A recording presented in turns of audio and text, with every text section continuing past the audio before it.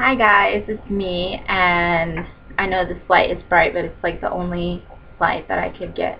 Um, so today I'm here to talk a little bit about politics. Nobody wants to hear about politics, but I think it's something that everybody, needs to hear. My doggy is in the background. My princess, but yeah, I'm here to talk today about politics.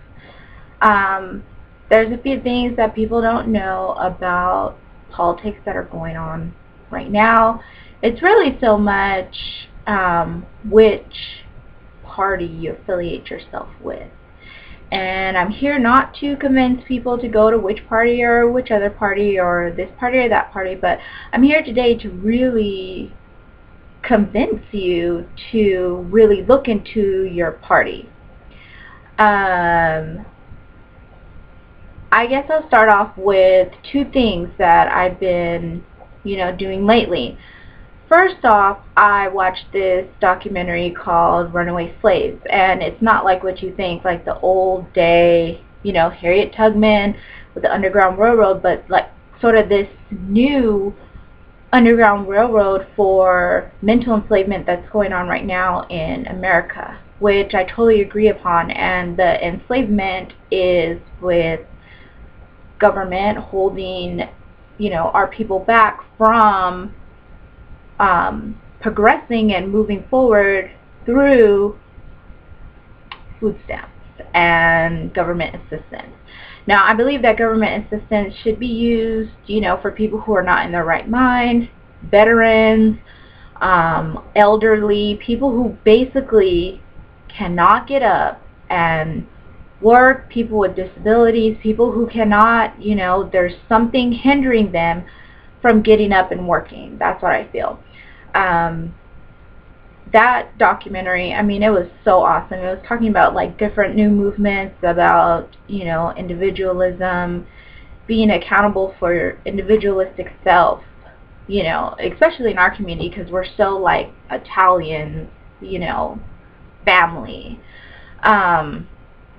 And then also, I had watched the two-part, there's a third part, is coming out in 2014, but the two-part from Ayn Rand's book, Atlas Shrugged. And that was pretty good. I thought it was good because it basically teaches you to use your mind. The importance of the mind, and that our system and our government and the world basically cannot work without the mind. That was really great. That's what I got out of it. I know that there's like a lot of people who talk about it and who feel a little bit differently. She's the woman who wrote it, Ayn Rand, who changed her name. She's from Russia. She's not Christian, obviously. Well, not obviously, but, she's not Christian. She came here and, well, I don't even know. I hear that she's not Christian, so, I can't say for sure that she's not Christian or not, but I hear that she's not Christian. And, that basically her thing was not so much attacking government, but trying to show people that the government can go in this direction in a sense of stripping away people from using their minds and making them crippled to use the government, like how they did to her and her family in Russia. And it's kind of like she predicted all the stuff that's happening in our time right now, especially with government and all this other stuff. But she wrote the book in the 50s and stuff, so it's kind of like not a prediction because she uses different metaphors, and it's about railroads and stuff, but it's more of kind of like a collective thing about what's happening. So that was pretty good. I have been thinking about these kind of things for a while now, because really, like, I feel that people just aren't as educated, and I wasn't as educated, much about all this kind of stuff that's going on, and things that are right in front of us. I do believe that today, nowadays, like, politics is more of what your parents did more than what you're trying to do now. And things change, one day, African Americans were Republican, and then somewhere during the Civil Rights Movement we turned Democrat, and then, one day I believe that we may switch back to being Republican again.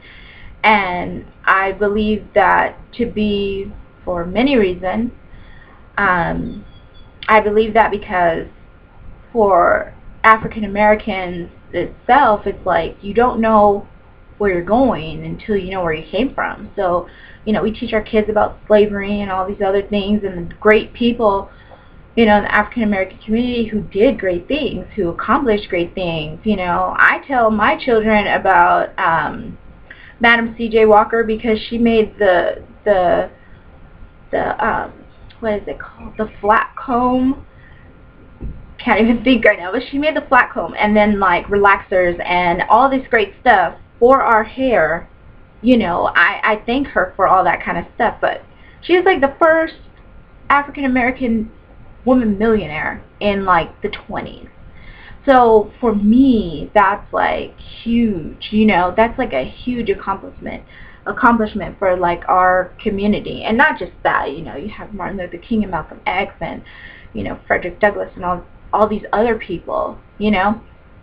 But I believe that once our African American people kind of take a step back and review their history a little bit, not from what they learned in middle school, but if they do their own research and go back and look at where they're going and stuff like that, and what train really led us to the things and the places that we are now, then I think like things are going to start shifting and changing in our in our community and in our lives. And I just feel like now I don't really get into politics, especially with people, because it's kind of like there's so many different teeny tiny parties, and it's like Catholicism in a way. It's kind of like you can't talk about Catholics in a broad spectrum, because there's Orthodox and Reformed Catholics, and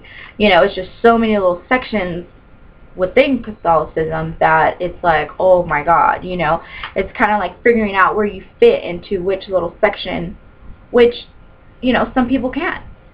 I myself can't, because voting wise, and I will say it, voting wise, big votes for office in the government, Republican. But in voting in our, local and stuff, Democrat. Because, schools do need books, and schools, they do need that help, and teachers don't get paid enough. But then at the same time, it's kind of like, I don't believe in big corporate tax I don't believe in large corporate tax on corporations. I don't believe, because my philosophy is, if we lower the tax on big corporations, maybe they'll come back home. Maybe Apple and Google, and they'll come back from Canada and all these different places that I hear all these corporations are at. American Express. Maybe these big corporations will bring their corporations home, and then every time you call T-Mobile, you're not speaking to somebody who has an accent where that they are not from America. I've called T-Mobile, for instance, and I've talked to people from the Philippines, and there's nothing wrong with that. But in my mind, I was like, why am I not talking to somebody from Texas? Or why am I not talking to somebody from, Oregon or Ohio or something? Why am I talking to those branches? It was more of, I was talking to somebody outside the country, and then that's when I started thinking about things. So maybe if we can lower our tax rate for big corporations, and the big corporations will come home. That will create jobs for everybody else that, want to work for Google, want to work for T-Mobile, who want to do these things, and that's just my personal opinion. No way, shape, or form am I trying to tell you how to vote or what to do or when to do it or anything like that, but it's like I just kind of do some of the research and talk and engage and stuff like that. And so I think that, especially with the way that everything's going now, I think that people really need to not only vote, but really think about who they're voting for, and really think about, and not just for presidency. I'm not really just talking about that, but even in local government. I mean, you just see a name, and I've been guilty of this. Like, I just see a name when I was younger, and then if they had the best, prettiest name, or they had a common name or something like that, I check it off, because I didn't want to not vote. But, or all the Democrats, that had the best name. If there was like 3 Democrats on, one section, then the best Democratic name I'd pick. Or, all the women I would pick, or split it up, half men, half women, and I wouldn't really look into these kind of things. And I think it's important for, all of us to look into these kind of things, so that, we're putting the right people in all the offices, not just presidency, because that's just one small piece of the, entire pie. It consists of senates and mayors and governors and small people who make up bills to be passed through the senates and, all of these chambers within the White House to get to the president to sign. It's about putting the right amount of people who hold, the seats inside of office, so that, their voices can be heard. And it's kind of, to me, coming together. That instead of arguing with a Republican, or instead of arguing with a liberal or a conservative or a Democrat, that we kind of say, okay, I know what you're for and I know what you're against. This is what I'm for and this is what I'm against. How can we kind of work things out together to make something happen? What are solutions to these problems? And that's kind of like what we need. We need more solutions to problems than spending all this money, on politics and basically for campaign seasons.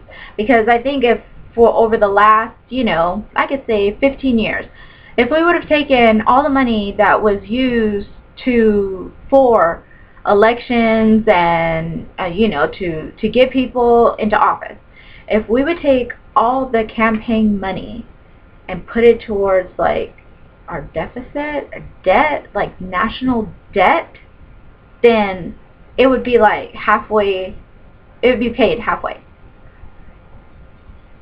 That's all I'm saying.